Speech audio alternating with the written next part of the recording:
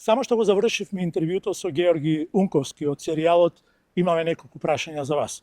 Овој пат нормално со него разговаравме за Диџеј Ахмед, неговиот првенец игран филм, со кој на фестивалот Sundance во Соединетите Американски држави освои дури две награди, една на публиката и една на стручното жири за креативна визија. Имавме многу прашања, интересни одговори, но она што посебно ни стави акцент во разговорот беше спојот на американската и европската естетика која произлегува од неговото филмско образование и како сето тоа се преточи во филмот Диџеј Ахмед. Гледајте го интервјуто со Георги Унковски.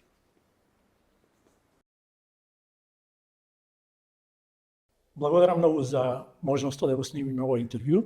Како дел од серијалот имаме неколку прашања за вас на Рацин МК.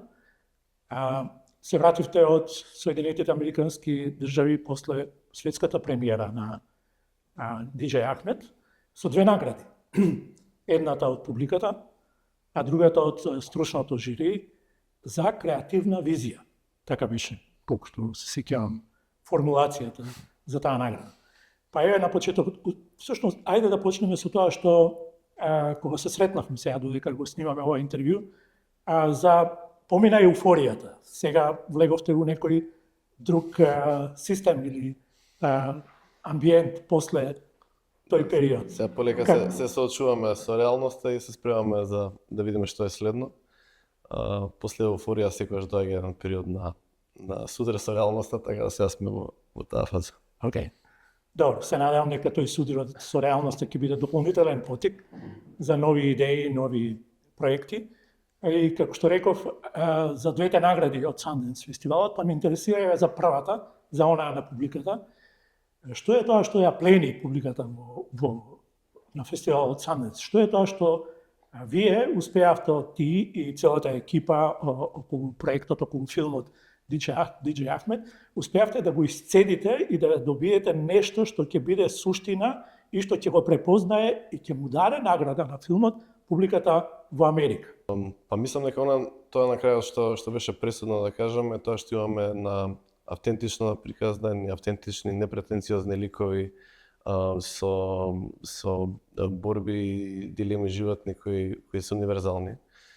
Мислам дека тука исто и музиката игра многу важна улога во поврзување на тие два света, како и хуморот кој се покажа дека може да биде смешан и во Америка. Ова прашувам и заради тоа што пренесовте еден амбиент, ликови, кои дури во Македонија припаѓаат по едно прилично изолирано етно подрачје, во еден етно амбиент, но сепак профункционира таа комуникација која освои таа публика и тоа беше многу интересно. Веројатно, дали се работи за екзотика или за... Па сигурно има дел екзотика во она што привлече публиката, меѓутоа мислам дека тука е многу важно да разбереме дека јуруците, да кажам и проблемите на јуруците, дилемите кои се соочуваат со јуруците се многу слични со дилемите што сите ние со кои се соочуваме. Така да во тој однос мислам дека таа универзалност на приказната, дали е случува во јуручко село или во предградие на Јута некоја, мислам дека тоа е тоа што успева да ја поврзе публиката. Одлично. А втората награда, таа на стручното жири, за креативна визија. Кое беше образложението на жири комисијата? Што е тоа што нив ги плени за да дадате на ваква, за мене, многу интересна, многу значајна награда? Да, би сакал да раскажам повеќе за објаснувањето на жирито, меѓутоа кога се појави моето име на екран како добитник на наградата, малку се изблокирав, не успеав да го слушнам објаснувањето. Се уште бараме видеозапис од доделата, меѓутоа немаме се уште комплетен видеозапис, така да за жал објаснувањето на жирито ми се промакна во тие моменти кога, да кажеме, ми се случи тоа. Так. Но сепак како човек кој припаѓа во оваа креативна индустрија, веројатно ти значи многу креативна визија. Тоа е сепак еден сериозен комплимент. Да, многу ми е драго, многу убав комплимент, признание за нашата работа, рамо до рамо не ставија со многу поискусни, поголеми земји од нас. Така да посебно ми е драго дека успеавме да се избориме за едно такво признание. Што се случува сега со филмот? Обично се вели кога ќе излезе филмот и кога ќе се прикаже прв пат премиерно на филмското платно, после тоа тој почнува еден свој собствен живот во кој вие немате нешто многу удел, освен тоа дека е потпишан со вашите имиња, вашите кредити, ќе го шири гласот за вас низ светот. Но што се случува сега со филмот? Да, сега филмот си добива, ќе си има свој живот, нас не останува да го пратиме и да набиваме за него. Имаме прекрасни вести од после пазарот во Берлин. Филмот ќе биде дистрибуиран во сега за сега повеќе од 15 на земји. Само еден месец по својата премиера, така да очекувам да има долг живот и да го гледаме во кино и фестивали широм светот. Океј. Кога ќе го видиме во Македонија?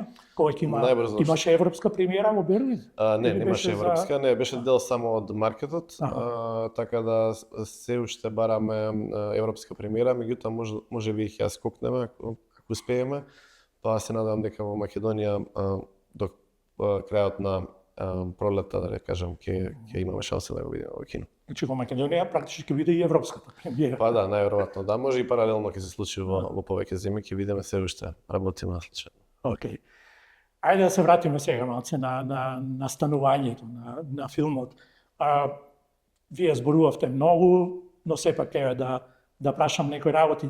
Што е тоа што беше мотивација? Што е тоа што беше инспирација да се направи во филм? Што беше тоа што првично го препознавте како некој запис, како некој претходен филм, мислам дека имате спомнато краток филм на Гарвандија? Да. Имаше неколку инспирации.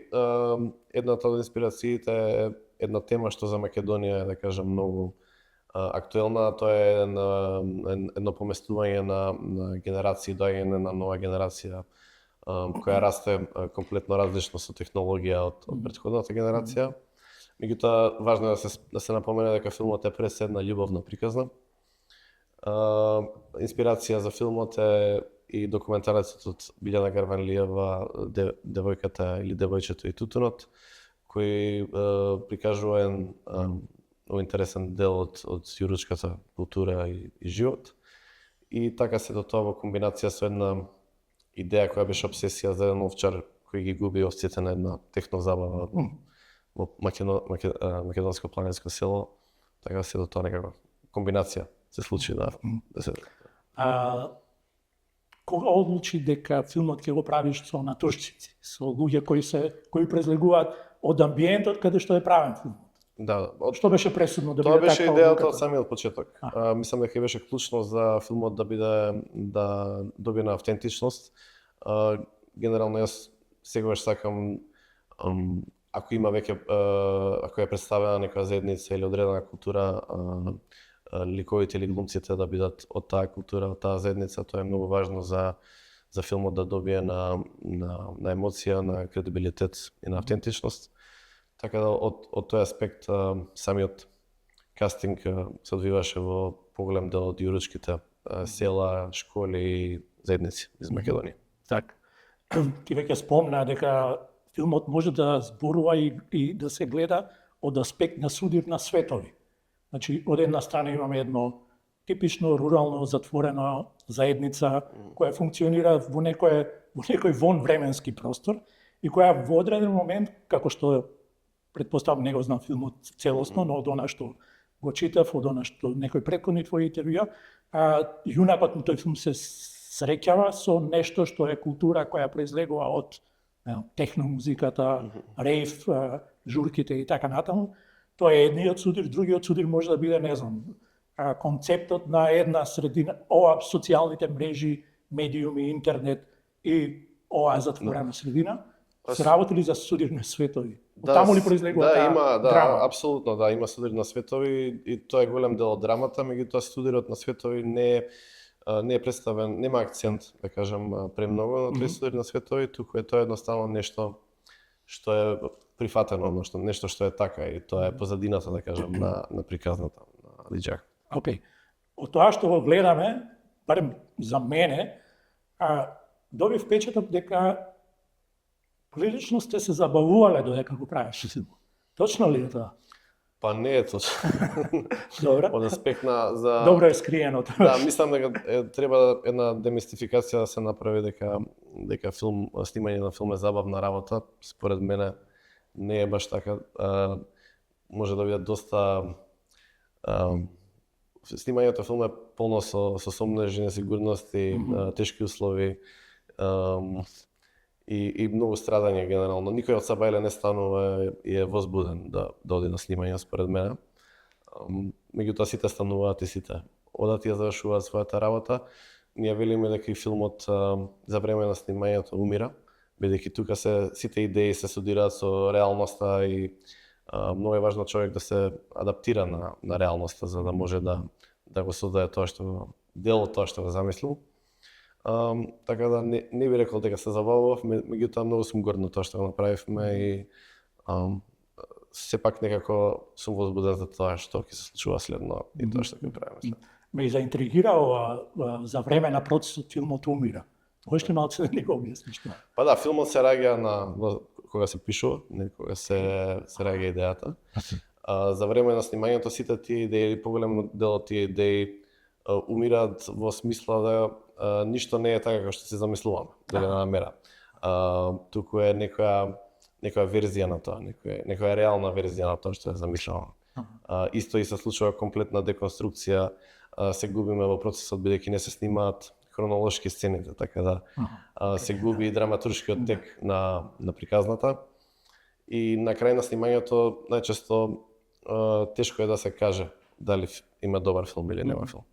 И потоа филмот се раѓа пак во монтажата и таму и дуго добива својот живот. Второто раѓање. Да. Спомна сомнежи. Имаше ли така? Апсолутно, да. Да. Да. Мислам дека снимањето на овој филм и темата и јазикот, снимање на филм на јазик на кој што не го зборувам, тоа све ме доведе, да кажам, до границите на моето знаење, на моите можности. И тоа беше некој начин свесно предизвикување. Можеше многу лесно да заврши и различно од како што заврши во смисла на неговиот успех. Меѓутоа, да некако на крај сето тоа допринесе да имаме квалитетен филм. Но сигурно имаше моменти кога рече, ова е тоа, го имаме добар филм. Да.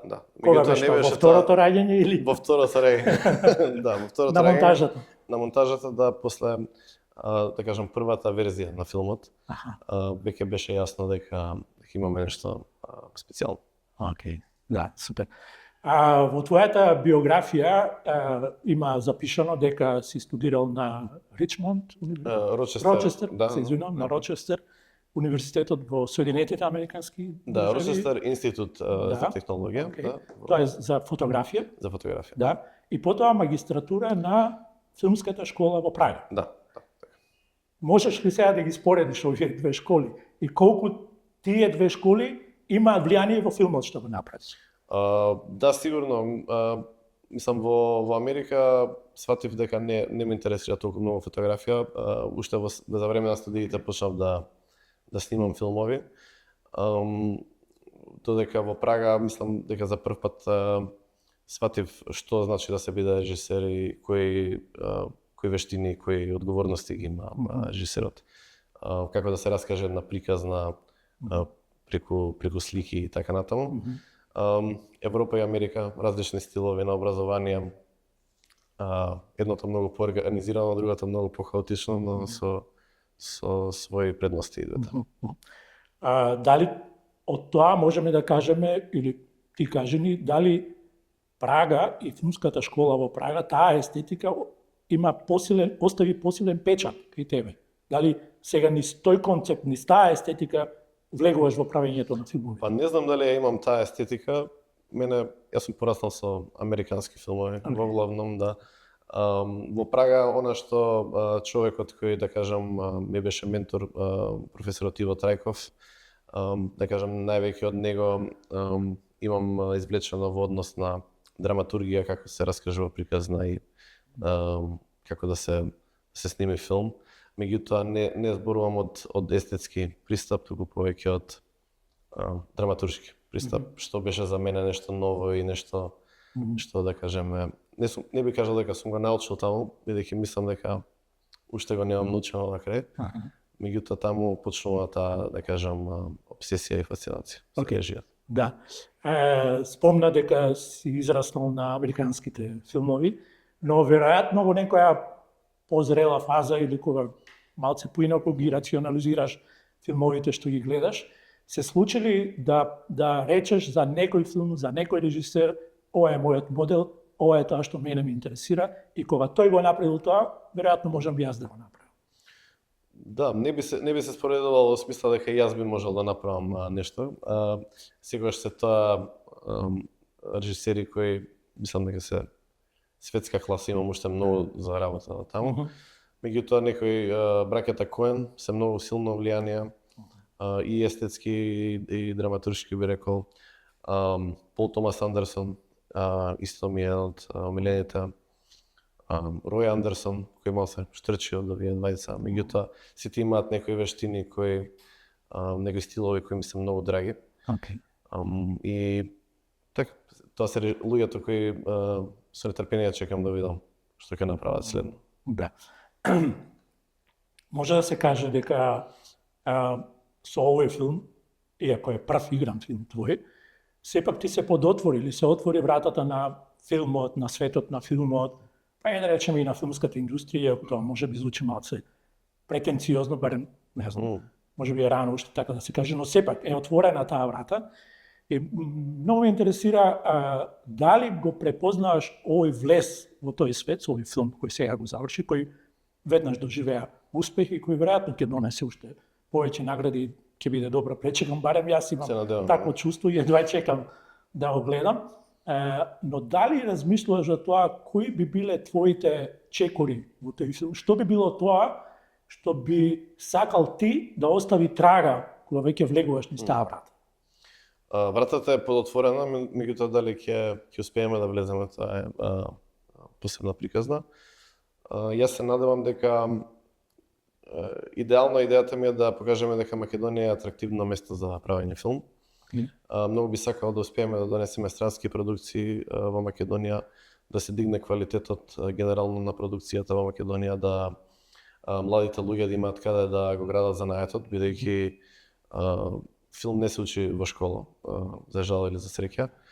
Така да се создадат услови и да носиме продукции за да се гради една екипа која што ќе може да се носи рамо до рамо со најдобрите.